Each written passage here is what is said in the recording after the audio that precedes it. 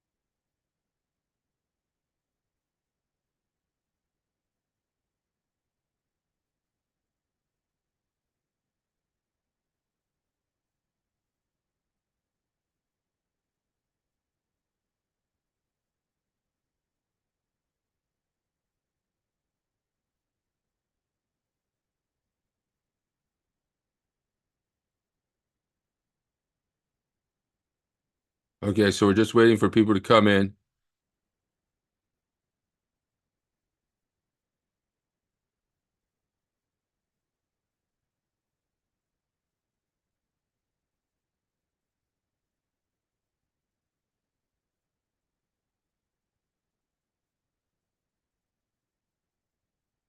Right. All right, everybody's got their cameras off. I guess that's okay. So welcome to the nonpartisan Red Pill Men's Group. I guess we have somebody's trying to get in, but they're not able to get in for some reason. So welcome to the nonpartisan Red Pill Men's Group, where women are, of course, welcome. And today we're going to be talking about human mating strategies, and mostly we're talking about women's breeding strategies and the ways that women breed for the best genes and provisioning and so forth. So So the way to get into these meetings and to join this discussion is to go to tinyurl.com/redpillmen and register for our monthly discussion.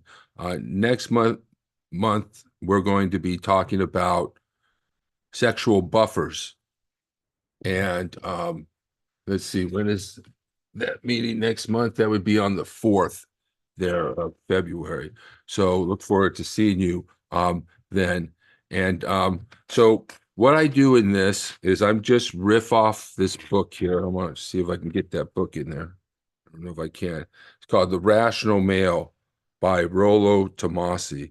And we're doing a book study on that. And the only thing that I'm doing here is reading the book, riffing off the text, and trying to get, and then after I read the small section that we're reading and go over it a little bit, talk a little bit about it, then we open it up for discussion, for questions and answers. And at that point, it would be nice, to turn on your camera if you're going to be speaking so that we can see your beautiful face and have that. Because what I do is produce this into a podcast and a video podcast, 30 minutes long. And you can find that at, well, the Truth and Democracy Coalition, but also at the Nonpartisan Red Pill Men's Group YouTube page, and also on Podbean and other places where you get your podcast. So, let's see. And so I'm just going to read from the text, and then I'm going to open it up for discussion. And that's the way it works. So so let's just begin here. So schedules of mating, and this is what he's talking about here. This is the opening paragraph. There are methods and social conventions women have used for centuries to ensure that the best male genes are selected and secured with the best male provisioning she's capable of attracting. And ideally, the best man should exemplify both, but rarely do the two exist in the same man. So he's talking about the alpha and the beta here, I believe.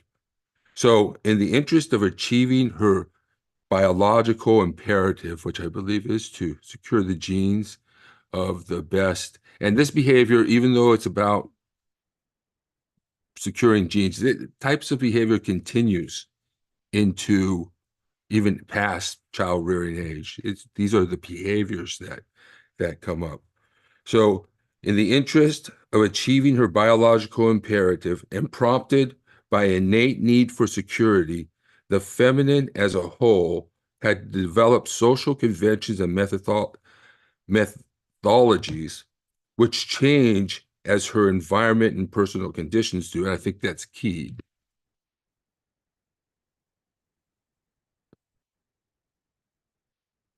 And to this effect, not only are men up against a female genetic imperative, but also centuries-old feminine social conventions established and adapted from a time long before human beings could accurately determine genetic origins. So he's saying is that these conventions he's saying that they can change, and this is what I think, and I would have a disagreement with him with some of the red pill and some of what he says when he contradicts that, but also that these things are centuries old, and we'll talk more about that. The social conventions that we have include, and he's going to talk about this right here. Mate selection is a psychobiological function that millennia of evolution has hardwired into the psyches of both sexes. So internalized and socialized is this process into our collective unconsciousness that we rarely recognize we're subject to these motivations, even when we repeatedly manifest the same behaviors prompted by them. And for the species to survive, it must provide its offspring with the best possible conditions to ensure its survival. Either that or to reproduce in such quantity that it ensures survival. And we see that in nature as well.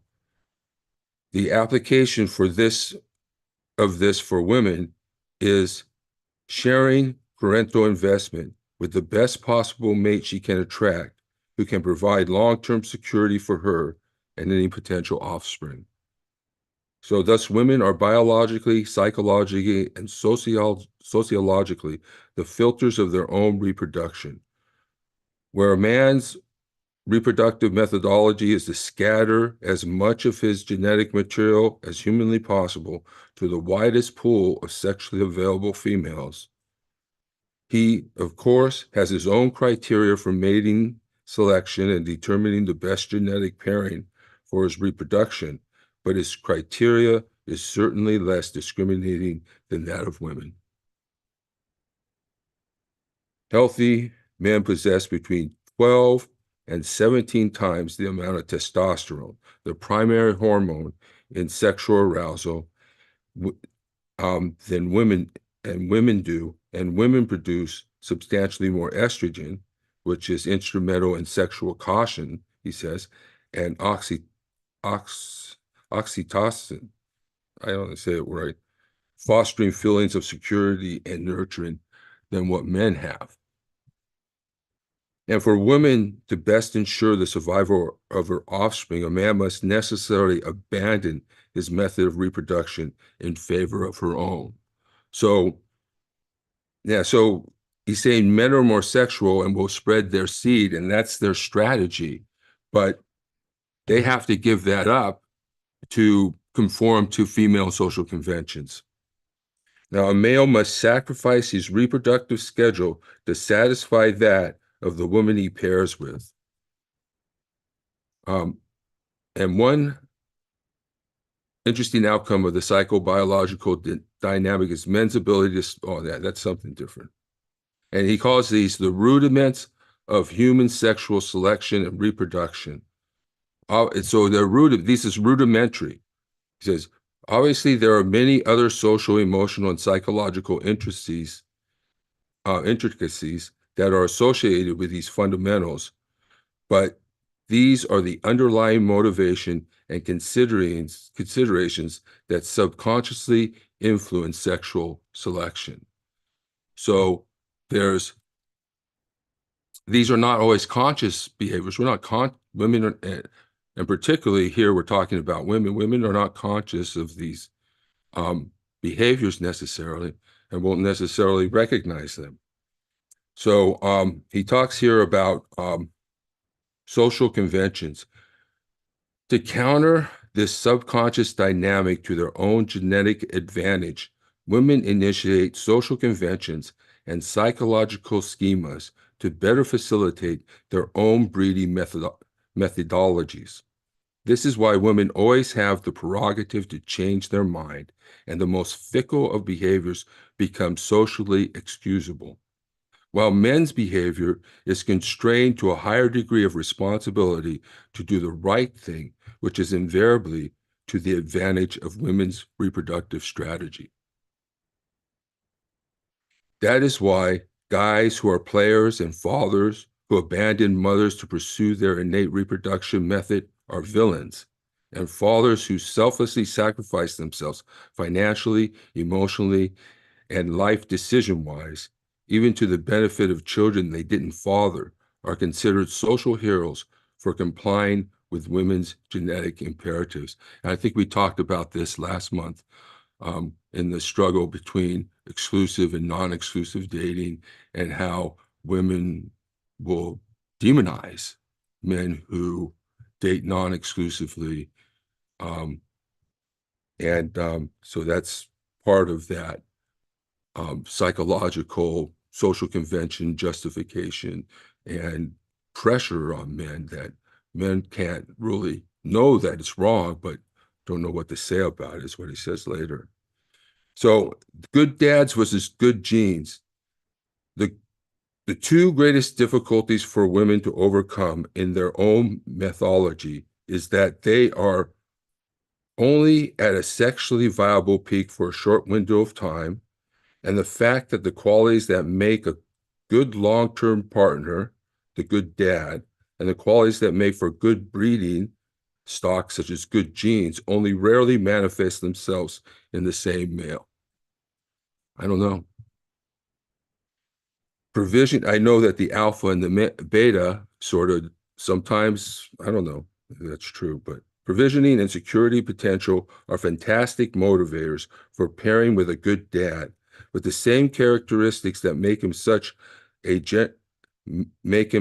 are generally a disadvantage when compared with the man who better exemplifies genetic, physical attraction and the risk-taking qualities which would imbue her child with a better capacity to adapt to its environment, and is stronger, faster, more attractive than others to ensure the passing of their own genetic material to future generations.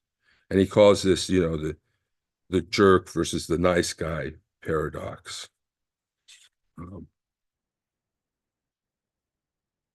Women and men innately, though unconsciously, understand this dynamic. So in order for a woman to have the best that the good dad has to offer while taking advantage of the best that the good genes man has, she must invent and constantly modify social conventions to keep the advantage in her biological favor in accordance with her pluralistic sexual strategy. So we're seeing that, right? We're seeing that right now. We're seeing how women have fashioned strategies and are pressuring men in certain ways, and how entitled they become to certain things, but also how they use social conventions as a form of to pressure men into conforming to what they their strategy, which protects them from being hurt and benefits them, but doesn't benefit men. So women, and by default men, must subscribe to short-term and long-term schedules of mating. Short-term schedules facilitate breeding with the good genes male, while long-term breeding is reserved for the good dad male. The convention and the psychosocial schemas that accompany it are precisely why women will marry the nice, stable, loyal doctor guy and still have sex with the pool boy or the surfer that they meet on spring break, he says. In our genetic past, a male with good genes implied an ability to be a good provider, but modern convention has thwarted this, so new social and mental schemas had to be developed for women. So in some ways, it has to change so it can change in the future. So this idea that women can't change, and women, well, the question really is, will women change? Not whether they can't. They probably can, but will they? So, and he talks about cheating here. For this dynamic and the practicality of enjoying the best of both genetic worlds, women find it necessary to cheat. The cheating can be done proactively or reactively. In the reactive model, a woman who has already paired with her long-term partner chooses to engage in an extramarital affair or extra pairing sexual intercourse with a short-term partner. That's not to say that the short-term opportunity can't develop into a second long-term mate, but the action of infidelity itself is a method for securing genetic stock than the committed male provider is capable of supplying. Proactive cheating is the single mom dilemma.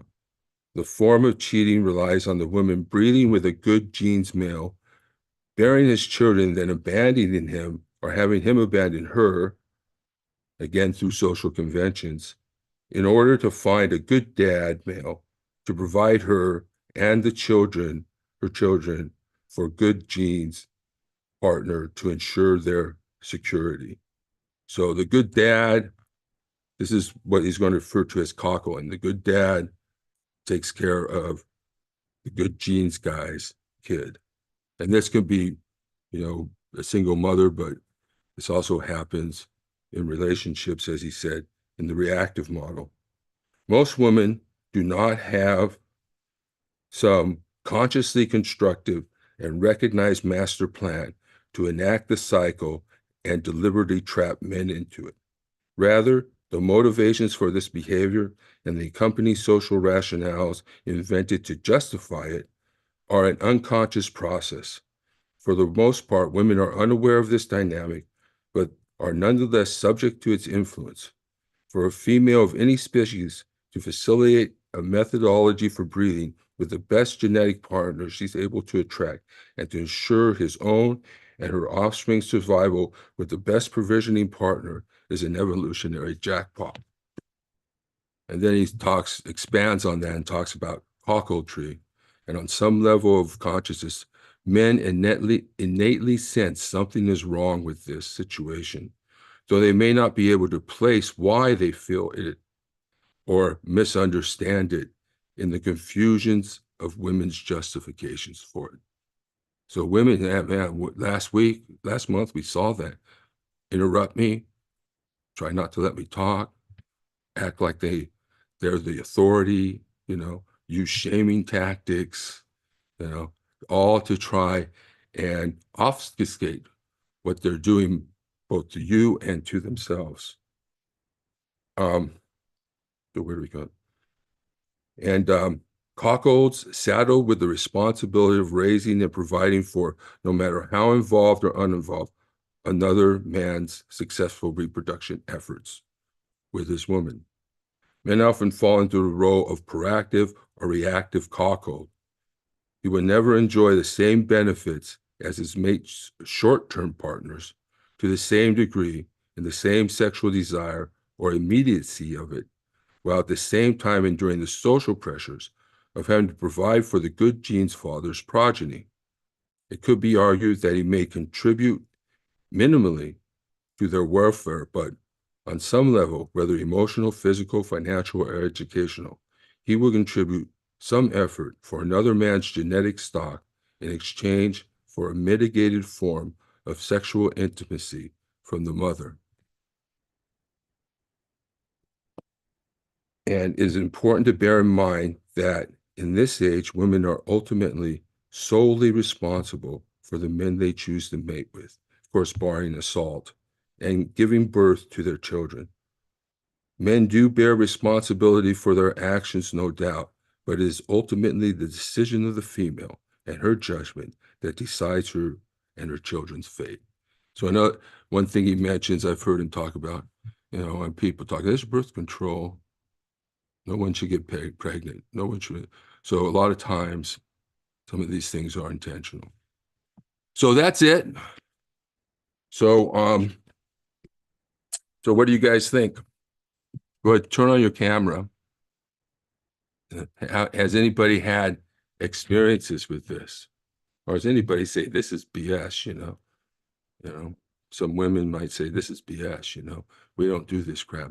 But the idea that only, what I'm learning now, only that women will always say, well, that's not I'm not that type of woman. It's not true of all women. Not all women do this. Of course, not all women do this, but these are the types of things that women do in breeding. And this might be almost exhaustive in its approach. And so, yeah. Did you have anybody want to make a comment? Hey, Chris. Hey, Eric. Go ahead. Hi.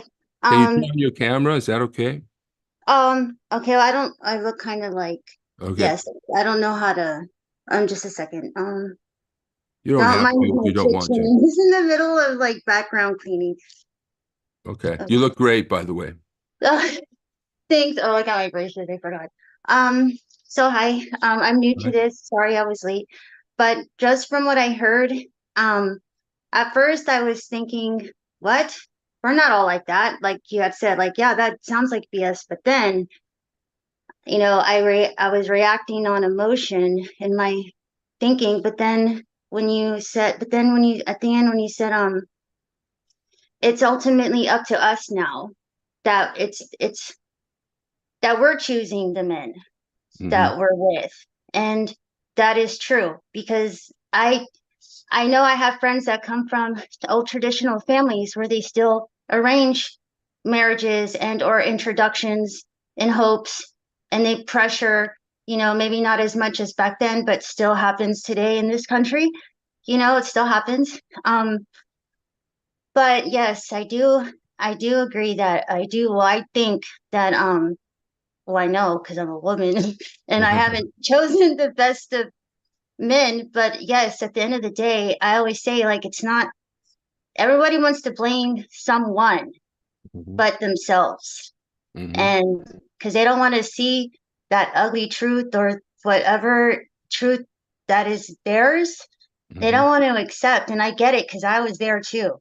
I'm not trying to say for all those. Like it took me 2 trials with the baby daddy, okay, to like think. And everyone asked me, why would you go back the first time? Why would you keep going back? And it's like, well, I come from a family of unit, and I thought I was doing everything I was supposed to do, and I thought I was supposed to fight for our family. I didn't realize that I was until later after trial one, and it led to two, that you have to love yourself first so you know your worth, and then you can know what is acceptable to you for love and what isn't, what's right or wrong, like what makes you mhm, feel right or wrong. And so I agree with it is ultimately at the end of the day, unless, we're being harmed to make a decision or something. But other than that, it's our decision mhm. to who Right, we're with, right, whether it's good or bad. It's our accountability too. It's right. not just all them Yeah, or I the think, man, woman. yeah, yeah, I think it's important for women to take accountability because it's been an issue. But I appreciate what you're saying. I'm wondering if the baby daddy is sort of maybe um a good genes guy, but not a good marriage guy. What do you I think? think I know what you mean, like a good husband, but a bad dad, or a good dad and a bad husband. Is No, that what you more, mean? no, more good, Like hot sex, person? good, no, good, attractive sex, Oh, good, sexy, um, being wise. Okay, yes. yeah, versus a Yes. guy who's got the dough or is going to be there for you, who's going to take care of your kids, be a good father, nice. Maybe this guy isn't that nice of a guy, but he's got six-pack abs, or he's tough, or he's bad Or boy. he had ambition is what it was. So Yeah, like ambition is a good drive, ambition can drive people to good or bad. Um, yeah, some that's people can start off with good, but then end up in a dark path, but hmm hopefully find their way out because of the good or some good left around them or in them. I would like to think that everybody has some kind of good genes somewhere. yeah, Maybe they weren't like polished or um pronounced or encouraged, or maybe they're trying to suck all the good genes left out of somebody, but I want to believe that everyone does somewhere, even in the most horrid person, hmm somewhere hmm in there. yeah. um but yeah. Yeah. Well, thank you, Clarissa. And if you Thank you. pop back up, if you have any other comments, anything else you want to say, okay? Okay, thank you. Thank you. All right. So I see that Chris, go ahead and unmute. Hi there. Hi, Can you Chris. How hear you me? doing? Good. Hi, good. Thank you. You're Thank you. welcome. And I yeah, I actually wanted to ask the females that a question that based on what you were saying and what Clarissa was saying, just the thing about I've never been really good at getting dates and finding, getting phone numbers. And once I do, I'm able to kind of like stay in a relationship. I actually haven't been able to stay in them that long, a few years, but I don't have that attractive thing that gets women to easily, do hook up with me and that kind of thing. I'm not good at that at all. I'm a good provider and I'm loyal. And I'm wondering from the females in this group, what um are those things often whatever attracts you to be together with a man in the beginning, or to hook up with them, or to have sex with them? Are those often um, different from the things, or sometimes or often not in the same man who's going to be a good husband, provider, and a father to children? Are those often not in the same people in your Yeah, experience? yeah. Because I don't know. Do you want to address that, Clarissa? Okay, or Nicole? You? Um, well, just quickly, I would say that uh I don't I'm kind of weird in a way because I always thought I was asexual, meaning I guess I just thought every man out there was just out for I just assumed they were just all one and they all thought the same and they all just wanted the same thing. Um, then as I got older, I started dating and everything, and in my 20s, and I'm in my 40s now. So, but in my 20s, yes, looks got your attention first, at least for me.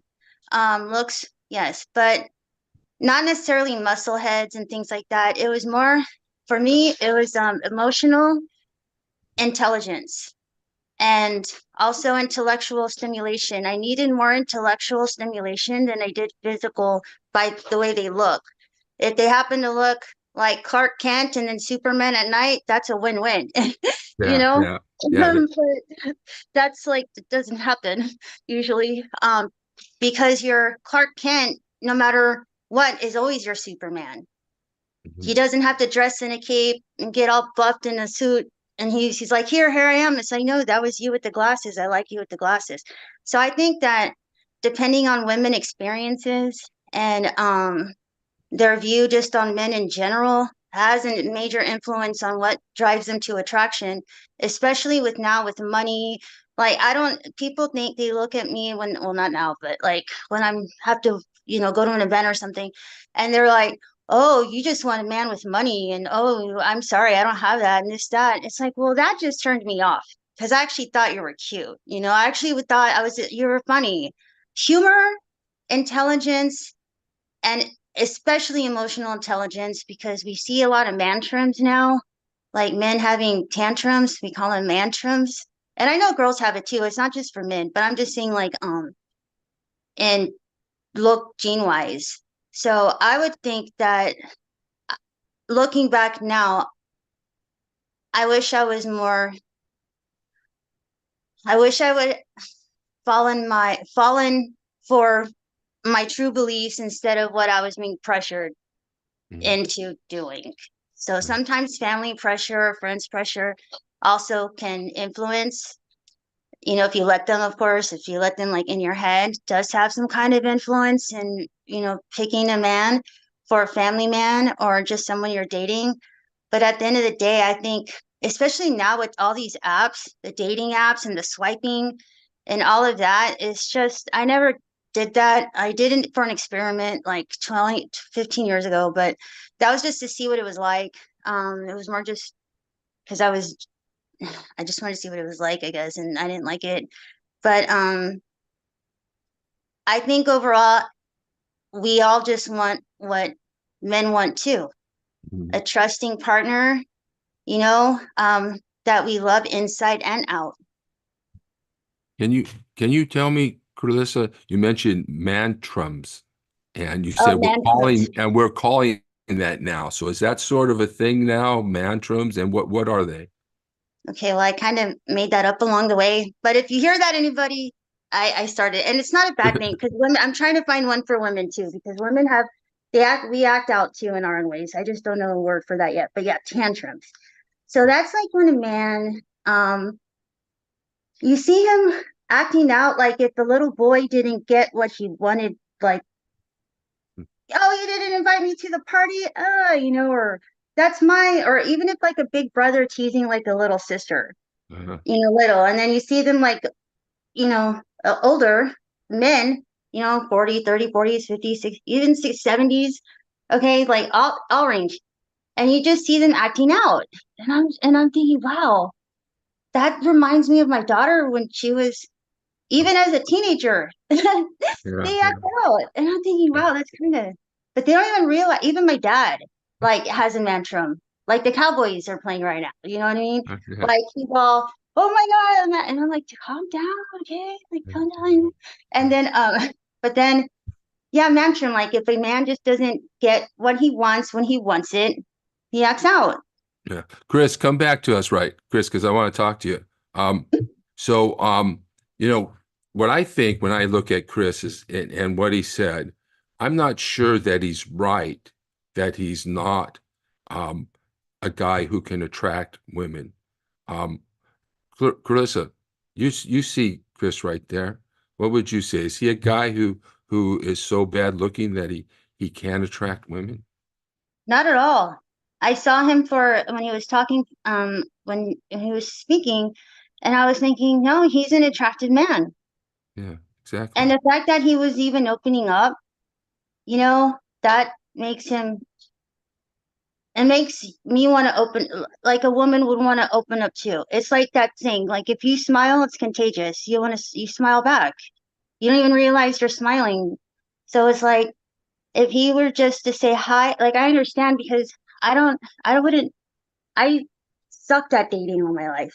You know, Yeah. even though I would get asked out, I'd be like, no, because it's just awkward for me. It was always awkward. And then, because I always felt like they're just expecting something. These expectations, you know, I would let these expectations drive it. But from what I saw, like he has a gentle voice, and I mean that in a calm way. He's not man trimming, you know, like he's not loud, you know, and explosive. And he just seems like kind-hearted, just from what I heard. Right. And the fact that he's opening up, and I saw, I mean, this is no offense because no one's here right now, but I'd be in my car too, Yeah. having this. I do my Zoom calls in my car also. So I mean, things like that people can easily connect with and wanna.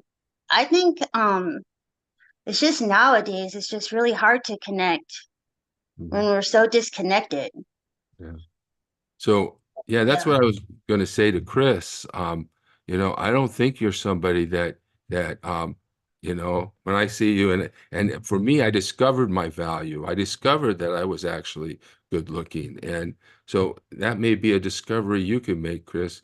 And I think go ahead and ask for that number. Go ahead and ask him out, you know. And also, you might want to get on a dating app, get yourself a good profile, set it up so that women are interested. You might be surprised at some of the things that women are interested. They want to know that you're a leader, that you're involved in the community, that you have activities and things that in your life that are fulfilling or meaningful or healthy or whatever. And so they're going to want to know those things. So put those things in there. And and I think that you can meet quite a few women, or especially if you're looking in your age range. I think you'll meet a lot of women. And you'll be going out on a lot of dates. So um, you want to unmute and say something there?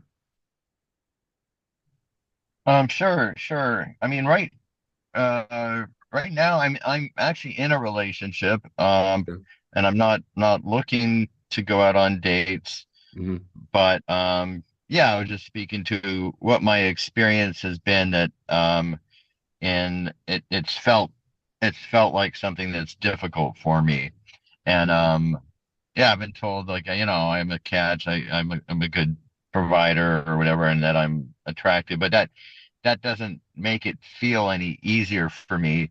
When you ask a number of people out and they, you're gonna get a certain amount of no's. It's just Mhm. to me, it's just a part of the, I don't know if it's called a game. I don't know what to call it, but it is something that, yeah, I mean, I don't expect everyone to say yes if I ask for their number or ask them out. It's just, and I, if I had the good fortune of being asked out by a number of women, I imagine that I would not say yes to all of them either. Just that has not happened. Yeah, And I think, so, yeah. It immediately puts us in a disadvantaged position that we have to make the approach.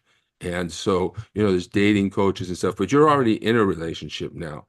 So, none of that is really applying. But what this applies to is how to keep that relation. Because it sounds like the women, what do they do? Sort of jump over to another guy on you after a couple years? What happens?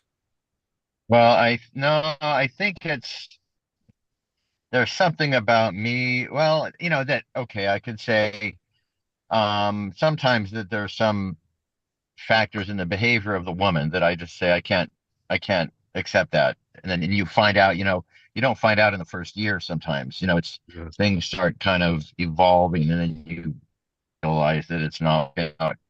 And other times that the woman's been fine and I just, I don't know what the reason is. I just don't want to continue. I would say there's a little bit of both. And so yeah, there was one time the simple reason was the woman was 13 years older than me. She was super nice and it was a good relationship, but I was like 40 at the time and she was like 53. And I thought, I don't know, this seems like too much of an age difference. Um, and then I've had other reasons that were not from age, but so, but the relationships that weren't working out, like my ex-wife, because she was trying to interfere with me being a father. And I knew that if I was to be in a relationship with her, it would be difficult for me to be just an average, regular father with access to the kids as an equal parenting partner. I wanted to be an equal parenting partner, is all I wanted. Yeah. So, And yeah. go So I was ahead. going to say, Eric and Ryan and Chris and Nicole and Samuel and Rick, if you want to chime in here, just raise your hand or turn on your camera and just chime in. That would be great. You want to come in, Ryan? Yeah, sure. Okay. Let's bring Ryan in. That's what I thought. Thank you so much, Chris. One of the things that I was going to say to you, Chris, was non-exclusive dating. Rather than get into a relationship with one person, try and go through it and then decide later when you don't really like the person. Don't be exclusive. Date a bunch of women, and then find the one that you do really like. That way you can find a better one. You're not just sort of like, well, I'm with this one and this one turns out that way. And I'm with that one, this one turns out that way. Rather than just jumping into a relationship like the women want their schedule. So their schedule is no sex without exclusivity. I'm not going to say commitment because they're not making any commitment. No sex without exclusivity. And that's where you get into that trap. So you've got to develop. So that's just for the future. But now that you're in a relationship, some of the things here might help you to keep that woman interested. But if you're having this issue of being with the wrong woman, which is something I've had an issue with, being with women that I don't want, because we are stuck in situations. I can be with an older woman. I can be with older women. I can be with heavy women. I can be with ugly women. I can be with a lot of women, but can I be with the women I want? Can I be with the women I want? And that's what I've been working on and starting to get to at that point, and through non-exclusive dating, because and that helps me to move, drop that one plate drop, move, sort of climb the ladder. Go ahead, Chris. You're muted. You're muted. Okay, yeah. So yeah, when you say that, because I feel like when I'm in the situation, yes, the woman will tend to want whatever, monogamous or exclusivity if there's going to be sex involved. And this is the part like where I'm not, like, oh, I can date a few women and then maybe occasionally have sex, but then um if I want to be in a sexual relationship and I do have a fairly high sex drive, it's as though, yeah, you need to be sort of in an exclusive commitment with the average woman. I mean, and that's where I'm not really good at this, like, oh, I can date a bunch of women and find to occasionally have sex with one or the other. I'm not really good at that, or I feel like I'm not good at that. That's been my experience. And so basically I can commit to a period of um not having sex, of being um uh yeah, asexual and just go on dates. Yeah, Mm. asexual. Yeah, Mm. but this is what the sort of giving up your male innate strategy and conforming to the female strategy. And so you're giving up your strategy, and the women's strategy is to date one guy at a time. So And that's kind of like they're running a train, you know, and men are running an orgy. But I think, yeah, right now you're in a relationship, so it's kind of, I mean, all this is for the future if you decide that this woman isn't there. But I think you need to develop sources of access to regular sex from some women and I who are willing to do Well, that.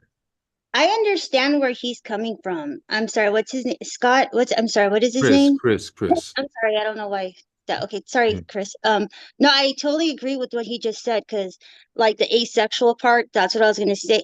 I feel like maybe just now we're just so convoluted with TMI, like too much information, Mm. and then the stress, not that that's what he said, but just the stress and it's just a lot of information just to find one, just a date, you know what I mean? Right, right, And right.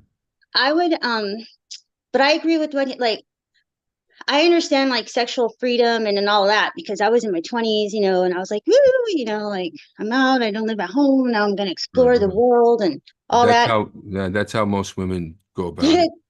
Yeah, at that, yeah, once you're out of the house, then you go to college and then it's college experience and Mhm. all of that. And then, but I didn't really have but I didn't like having sex with a lot of people. Like, not a lot of people like get in line, but I mean, like, from what you're saying, like from a woman perspective, I understand like men why, because it's in that's their how they're built, I guess, like the gene thing, right? The male Mhm. gene thing, the Right, chromosomes and right, all that. right. So I understand that drive because they're supposed to, from what I like back in the day, impregnate us so we could procreate, right? But for me, I don't when I don't when I dated, even if I dated a few. I Mhm, had like a few men that I would date, but we weren't exclusive. And we mhm, knew we were open. We were very open in communication. And that was very key, is being very transparent, because the whole like friends with benefits thing or the exclusivity thing, like get it out from the beginning and then continue that discussion throughout the time. Not discussion, but bring it up once in a while. Like if you're continuing to date or talk and see the person, the next thing you know, one date can turn into 3 months later, and then 3 months mhm. later, Right. one or the other person would think, oh, because we've been going on dates, spending time, having sex, are we exclusive now? Mhm, And then so I think that just being open and mhm, like, where are we at? Like, not that we have to have a straight discussion, like, like a contract thing, but mhm, just like, how are you feeling? Are you dating anybody else? Are you open? mhm, Just things like that. So then I think once there's a clear understand, if it's just transparent from the day one throughout the relation, while you're dating or whatever, there's a lot of room for, I think better things to happen, right, whether it's with that person or other opportunities with other people, mhm, open doors, um, but yeah, but the sex thing, like, well, for me, and I don't know if I know this is not all women, because I know women that they're like really into their sex drive and like all for it, like, hey, if that's what you want to do it. But for me, I want to connect, mhm, like, not necessarily like, oh, I need to love you to connect. No, I just want to have I want a human connection. mhm, So then, because like I have a boyfriend right now. And I'm like, if like, do I want to stay in this relationship? Now I'm at that point where do I stay? Do I want to move forward? What are we doing?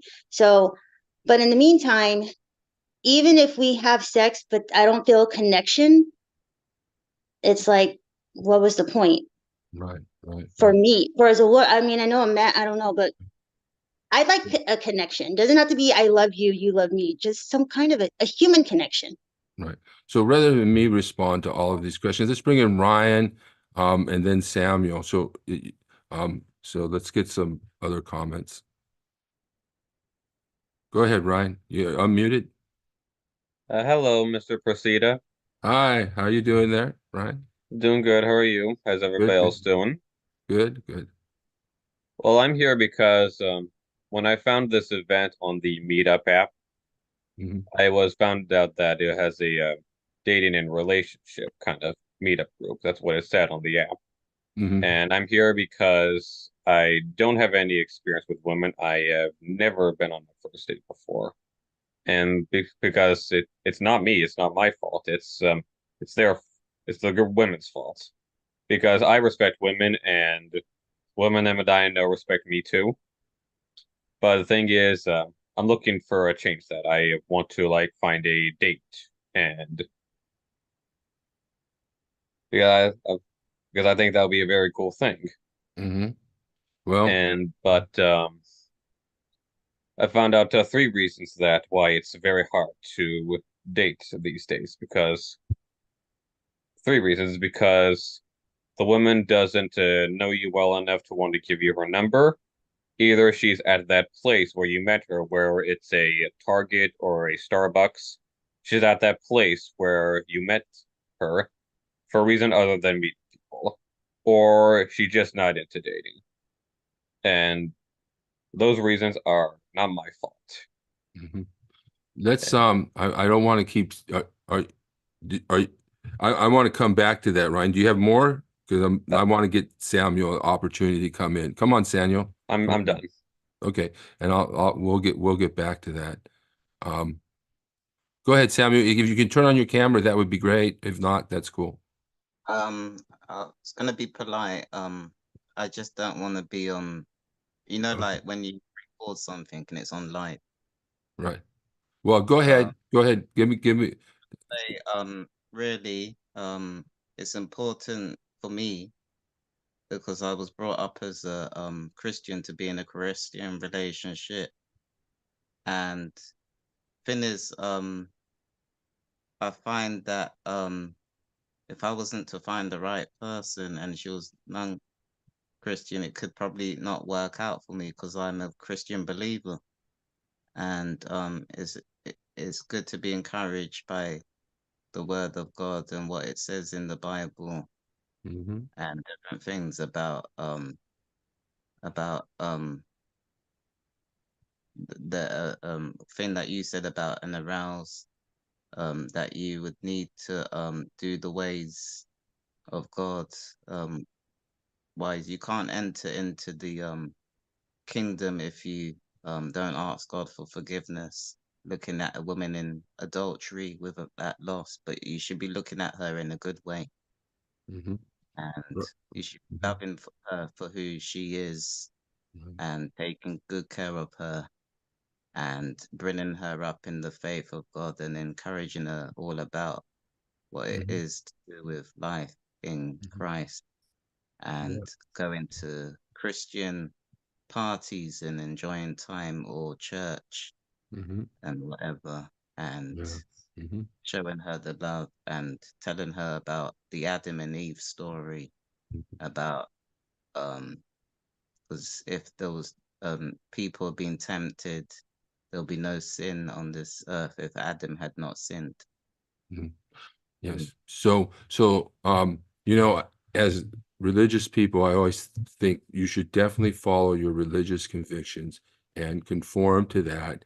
You're at church, I don't know if you have a girlfriend or not, but if you don't, you're at church, there are other women there.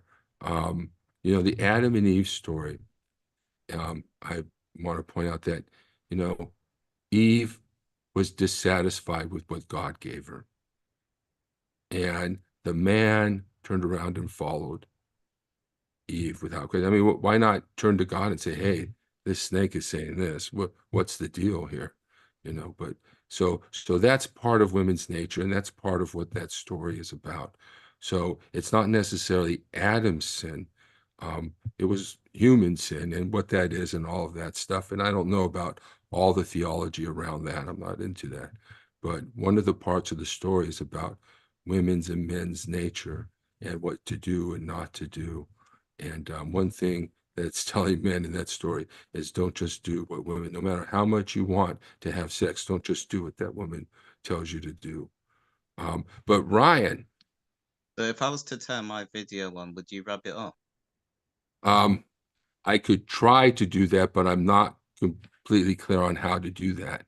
So Let's just I'm show myself a quick one okay. and then turn it back off. Okay, go ahead. Yeah. All right, there you are, Samuel. Hi, good to meet you, Samuel. You know, you look good. And we go to Ryan here, and what do you think, Clarissa? Another good-looking man not being able to get any dates? I can't see him. No, Ryan over here. You can't see Ryan? Oh, let me see. I didn't. Oh, I go to the. I didn't. I- Oh, yes. Another good-looking man who can't get a date, huh? I have a feeling everybody on here is good looking, and we all don't know how or can't get dates. Yeah. Thank you, yeah. ma'am. Or in relationships, but are just learning. We're still learning, even if Uh-huh. we are in a good relationship. Yeah.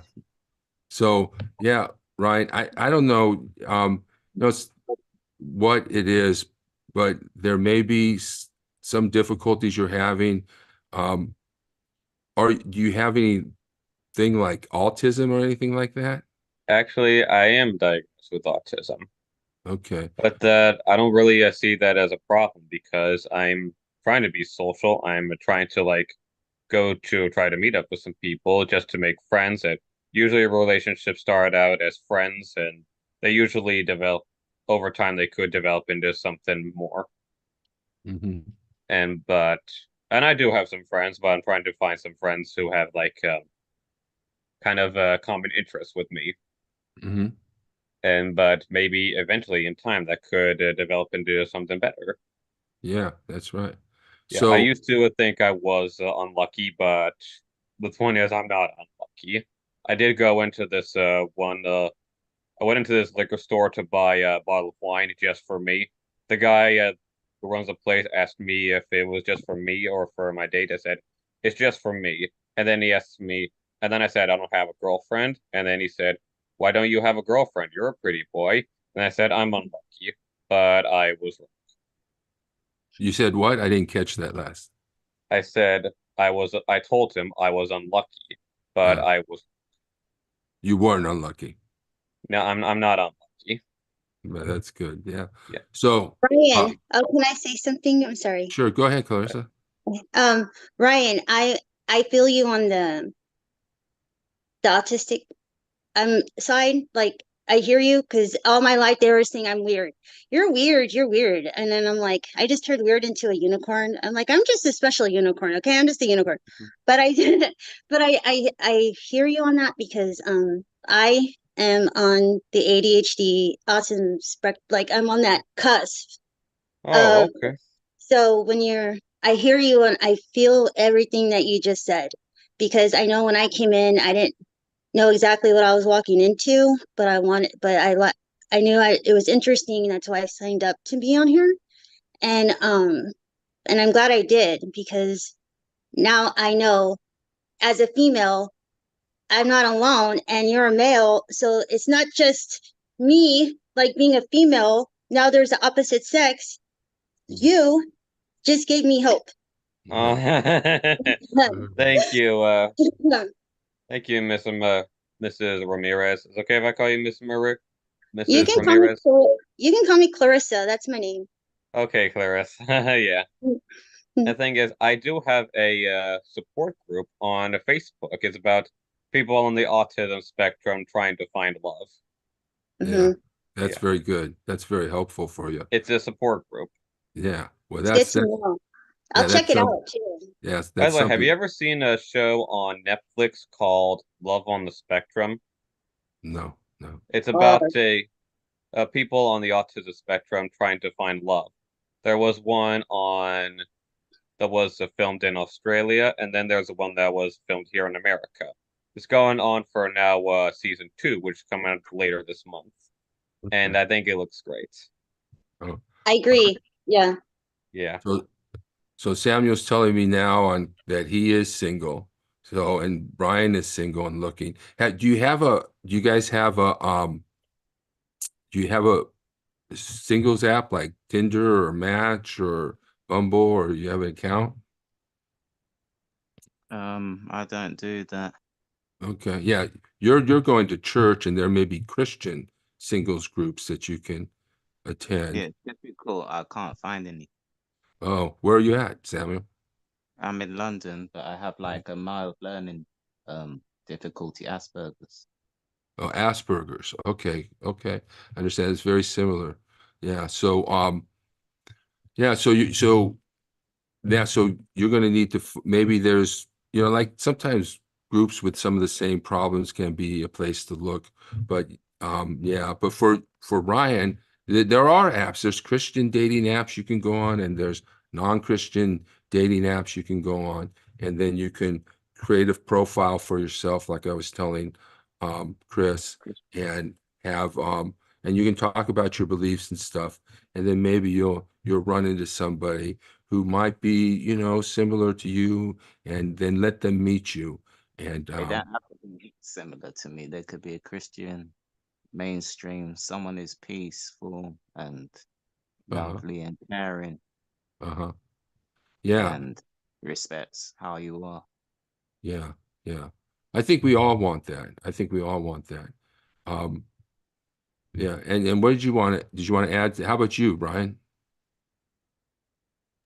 About what you were saying about apps for Christian singles, there is one app that I'm on. It's about for Christian singles. It's called Holy.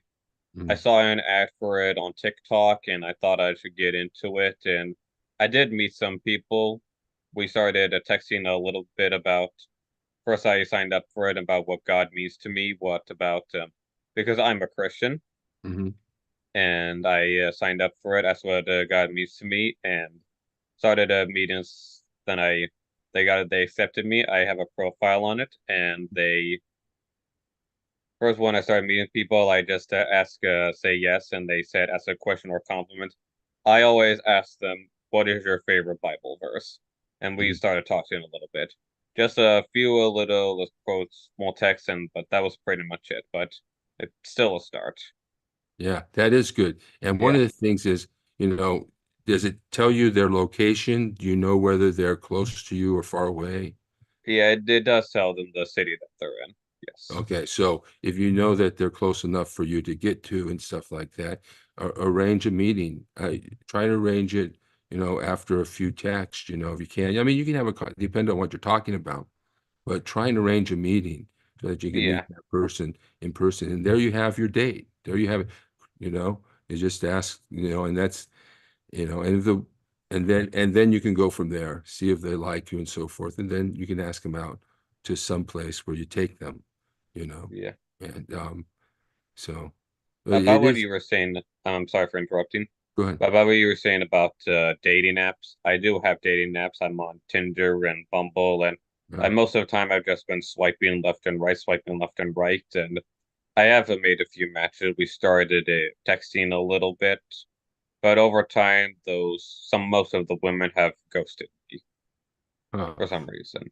well, make sure you try and get them to meet, before you let them go. Just don't get into a texting conversation.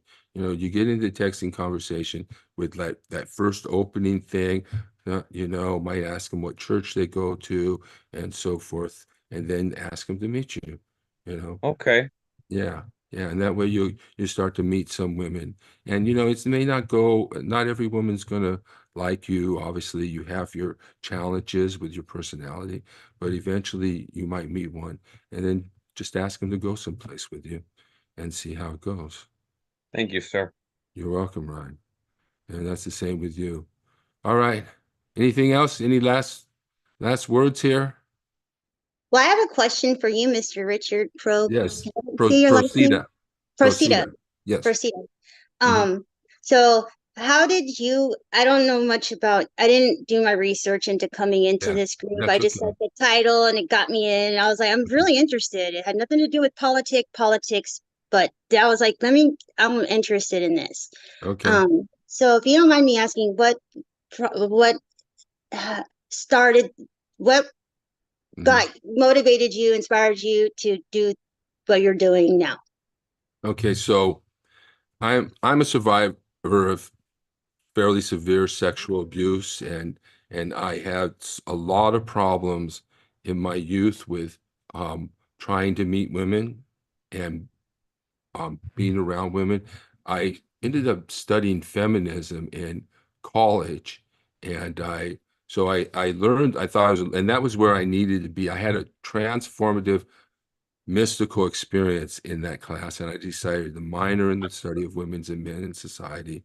And I started a feminist anti-pornography group called People Against Pornography. I wrote a book on, it's somewhere here, on which examined a textbook on social attitudes and laws in different countries around the world or regions around the world about sexually explicit materials. And so I did that. And then, I still didn't had the struggles, and then I was dating a woman. I wasn't really dating. It was just another one of those relationships that I really didn't want to, it wasn't going to go anywhere. I was coming not to like the person, and and eventually she went outside the relationship on me, but that was expected. It wasn't really exclusive anyway.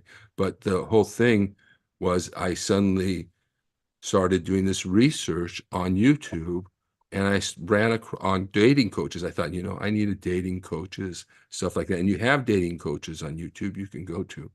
And then I started to discover, well, how women really are and understand their dark nature and understand, because it's so painful to learn all these things, but it's been painful all my life.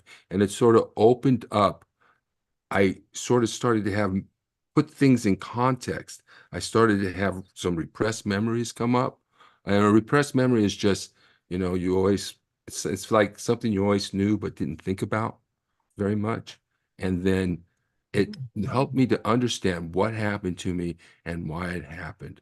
It put it all in context, particularly the good genes versus the good dad thing, and the alpha and the beta, and women's dual mating strategy, what she called a pluralistic strategy of having great sex with, like I knew from as I was getting, by the time I got out of high school, I already knew that there are men women like to and have sex with, and then there are men that women marry. And I decided, and maybe this is not exactly right, but I decided I wanted to be the one that women wanted to have sex with, and I didn't want to be the sucker.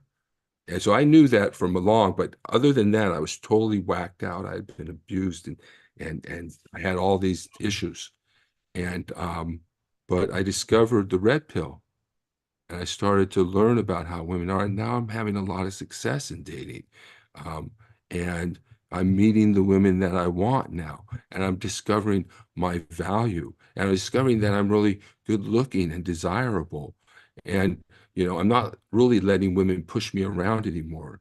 And I don't have the blue pill attitude that causes me to be in states of sexual scarcity. And I date non-exclusively, and I'm meeting the women I want.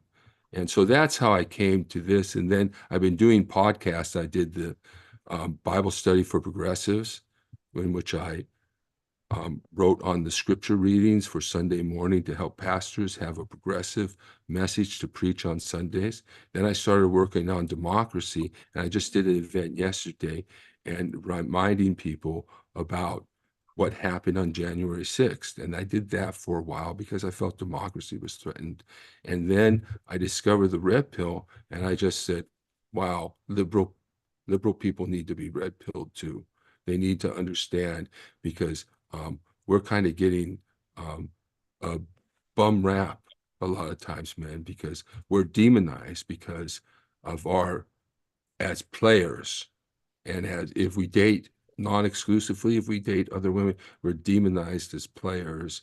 And we have to deal with this, sex. You don't have sex unless you're exclusive with me type of arrangement that these women are demanding, but it's a demand that's not based on anything but in helping them to avoid being second best. Because so when you're dating multiple women, a woman can get hurt, right? One's going to end up second best. You're going to end up marrying one and not the other. But for women, if they keep you in that relationship where you only have, you're exclusive, and they don't have to worry about that. But the man ends up with nobody in the end. So the man gets hurt. So it's really about who gets hurt, not about exclusivity or monogamy or anything like that.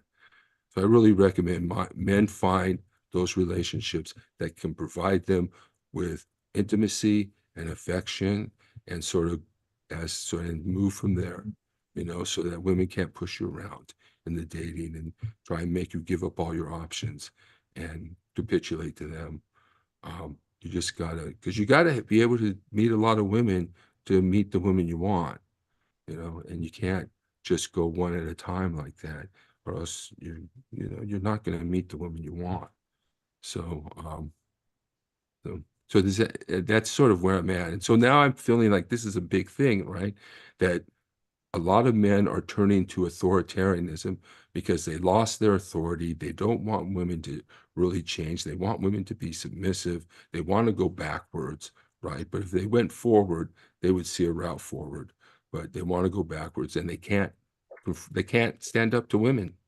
Even the red pill guys, oh, women aren't going to change. That's not true. There's consciousness rising. We've changed as men. We don't yell at women on the streets, we allow them to judge us.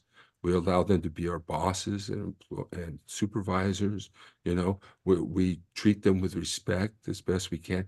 We've changed our behaviors, and so now it's time for women to look at their behaviors and see how their behaviors are harmful or toxic or not helpful to relationships, and exploitative, abusive, entitled. But if these men could only stand up to women, if they can only say, hey, I take my authority back. No, learn how to say no.